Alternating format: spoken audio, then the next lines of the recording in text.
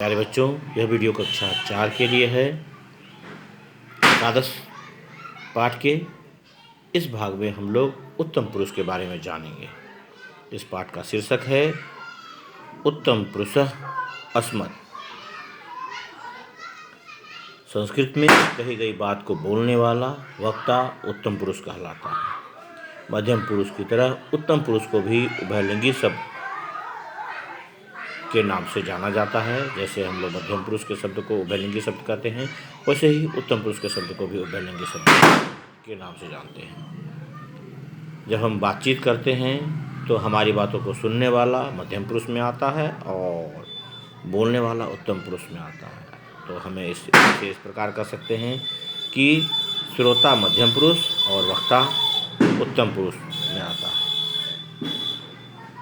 इसे हम लोग अस्मत् शब्द रूप के नाम से भी जानते हैं। उत्तम पुरुष में सर्वनाम के शब्द क्रमशः अहम, आवाम, वयम तीनों वचनों में क्रम से लिखे जाते हैं। अर्थात एक वचन में अहम, द्विवचन में आवाम और बहुवचन में वयम। ये सर्वनाम शब्द हिंदी व्याकरण में सबसे पहले उत्तम पुरुष के रूप में लिखे जाते हैं। अर्थात हिंदी व्याकरण में सबसे पहला रूप मैं होता है और उसे हिंदी व्याकरण में भी उत्तम पुरुष के नाम से ही जाना जाता है। लेकिन संस्कृत व्याकरण में लिखते वक्त हम लोग सबसे पहले प्रथम पुरुष यानी कि जिसके बारे में बात करते हैं उसे लिखते हैं, उसके पश्चात मध्यम पुरुष लिखते हैं और तत्पश्चात हम लोग उत्तम पुरुष को लिखते हैं सबसे नीचे। हिंदी में क्रिया के साथ ताहूँ या तीहूँ अगर लगा होता है एक वचन के लिए तो वह संस्कृत में आमी विभक्ति के साथ में यानी धातु के साथ हम लोग आमी विभक्ति का प्रयोग करते हैं और ताहू और तीहू को दर्शाते हैं संस्कृत में। तथा बहुवचन में तेहै होता है। हिंदी में दो ही वचन होते हैं, एक वचन और बहुवचन, परंतु संस्कृत में 3 वचन होते हैं, एक वचन, द्विवचन और बहुवचन। इसीलिए इसमें द्विवचन और बहुवचन दोनों में तेहै का प्रयोग होता है, जिसके या तीहै का प्रयोग होता है। तो उस क्रम से हम लोग संस्कृत में क्रियापद जो है धातु के साथ उत्तम पुरुष में उसका प्रयोग करते हैं। पहला तो हो गया आमी यानी एक वचन, द्विवचन में आवह और बहुवचन में आमा। यह विभक्ति चिन्ह धातु के साथ में प्रयोग में लाया जाता है। अर्थात अहम के साथ धातु पद और आमी जोड़ने से जैसे शब्द बनेगा पठामी तो वाक्य बनेगा अहम पठामी। आवाम में धातु पद के साथ अगर आवह लगाते हैं तो शब्द बनेगा पठावह यानी वाक्य बनेगा आवाम पठावह। और वयम के साथ अगर धातु पद के साथ आमह लगाते हैं तो शब्द बनेगा पठामह यानी कि वाक्य बनेगा वयम पठामह। अहम पठामी का अर्थ हुआ मैं पढ़ता हूँ या मैं पढ़ती हूँ। दोनों हिंदी के अलग अलग वाक्य संस्कृत में अहम पठामी से जाने जाएंगे। यानी जब वक्ता अपने बारे में बतलाएगा तो वह अपने बारे में अगर बतलाएगा तो वह कहेगा अहम पठामी, चाहे वह स्त्री हो अथवा पुरुष हो। अगर वक्ता 2 है तो आवाम पठावह कहेगा तो वह स्त्री हो अथवा पुरुष हो, दोनों के लिए कहेंगे हम दोनों पढ़ते हैं या हम दोनों पढ़ती हैं। हिंदी में अलग अलग होता है।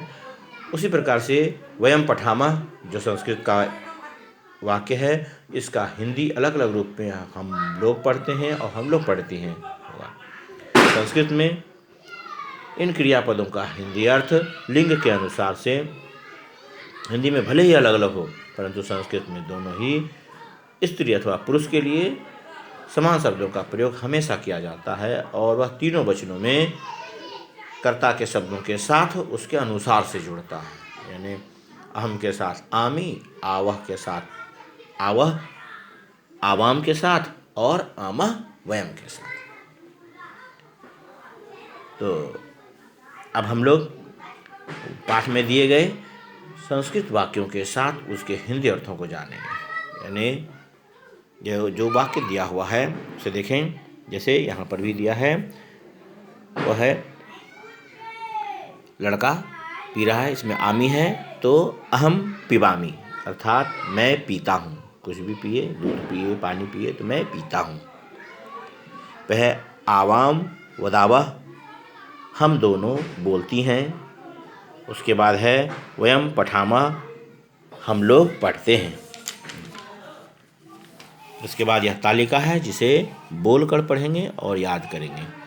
अहम के साथ पठामी है और अस धातु यानी सहायक क्रिया अगर वाक्य में मूल कर्ता न हो, यानी कि अगर पठामी का प्रयोग नहीं किया गया है, तो वाक्य को पूरा करने के लिए सहायक क्रिया का प्रयोग निश्चित रूप से किया जाता है।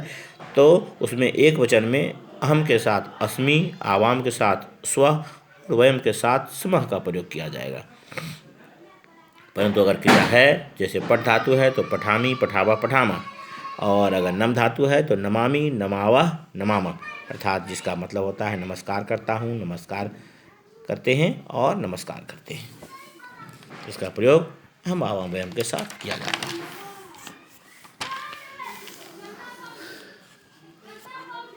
यानी कि अगर कोई भी मूल क्रियापद न हो तो सहायक क्रिया के रूप में हम लोग अस धातु के उत्तम पुरुष के पद यानी अस्मि, अस्वा, अस्मा का प्रयोग करते हैं, जो सर्वनाम तथा संज्ञा पदों के साथ में इसका प्रयोग किया जाता है। जैसे कि अगर कहें अहम छात्रः अस्मि अर्थात मैं छात्र हूँ, आवाम छात्रो स्व हम दोनों छात्र हैं, वयम बालकाः स्मः हम लोग लड़के हैं।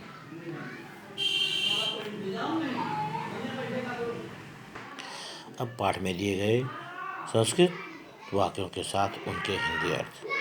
जैसे लिख धातु के लिए है अहम लिखामी मैं लिखता हूँ, आवाम लिखावा हम दोनों लिखते हैं, वयम लिखामा हम लोग लिखते हैं। यानी आमी आवा आमह में, लिखामी लिखावा लिखामा में लघु वाक्य बना हुआ है। फिर कहते हैं चल धातु से है अहम चलामी मैं चलती हूँ, आवाम चलावा हम दोनों चलते हैं, वयम चलावा हम लोग चलते हैं।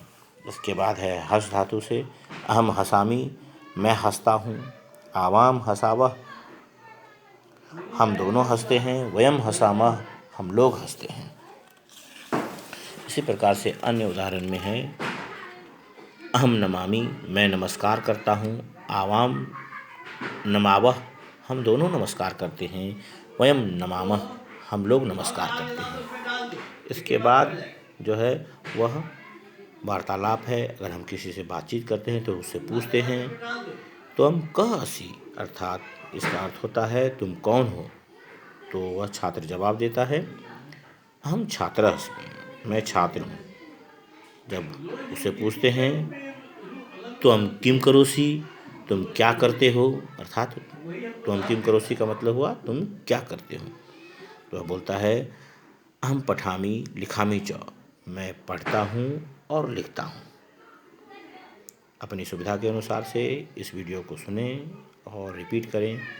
यानी कि वार्तालाप जब करते हैं तो उसमें तुम का प्रयोग सुनने वाले के लिए किया जाता है और अहम का प्रयोग बोलने वाला करता है। बातचीत में मध्यम पुरुष का प्रयोग सुनने वाले के लिए किया जाता है और उत्तम पुरुष का प्रयोग जो है वह बोलने वाला करता है। इस प्रकार से दोनों तरह के वाक्यों के सामंजस्य से हम लोग संस्कृत के लघु वाक्यों के अनुसार से अभ्यास कर सकते हैं। परंतु याद रखें कि मध्यम पुरुष में सी थ विभक्ति का प्रयोग होता है धातु के साथ, और उत्तम पुरुष के साथ में आमी आवा आमा का प्रयोग होता है। वहीं अगर अस धातु में लें सहायक क्रिया में तो तम के साथ असी का प्रयोग होता है, असी अस्थ अस्थ, और उत्तम पुरुष के साथ में कहते हैं तो अस्मि स्वः समः का प्रयोग सहायक क्रिया के रूप में किया जाता है। अभ्यास के प्रश्नोत्तर को हल करें और अपनी सुविधा के अनुसार से वीडियो को देखें। वर्तमान काल का लट लकार रूप है जिसमें कि यह वाक्य के रूप इसमें दिए गए हैं या आपके पाठ्यक्रम में है, इसलिए इसे बोलकर पढ़ें अपनी पुस्तक के साथ में और अभ्यास करें। धन्यवाद।